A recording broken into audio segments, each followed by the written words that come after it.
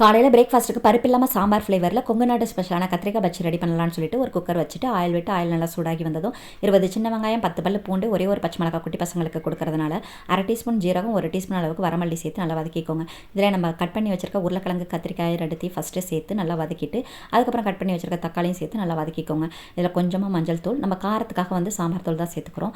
அது தேவைக்கேற்ற மாதிரி சேர்த்துட்டு கொஞ்சமாக தண்ணி விட்டு மூடி போட்டு ஒரு 3 விசில் போல் விட்டு எடுத்துக்கோங்க. இது நல்லா வெந்து வந்துடும். அதுக்கப்புறம் இதில் உள்ள தண்ணியை ஃபில்டர் பண்ணிவிட்டு நம்ம மத்து வச்சு நல்லா கடைஞ்சிக்கலாம். 1-3 தான் கடையணும், ரொம்ப நைய கடைஞ்சிடாதீங்க.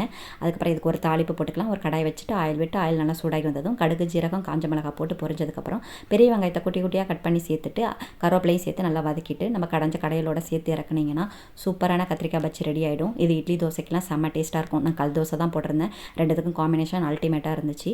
இது என்னடா சண்டைக்கு வந்த சோதனை அப்படிங்கிற மாதிரி எங்கள் ஊரில் ஞாயிற்றுக்கிழமை வந்து நான்வெஜ் சாப்பிட மாட்டோம். அதனால் வெஜ்ஜே ரெடி பண்ணி சூப்பராக சாப்பிட்டாச்சு.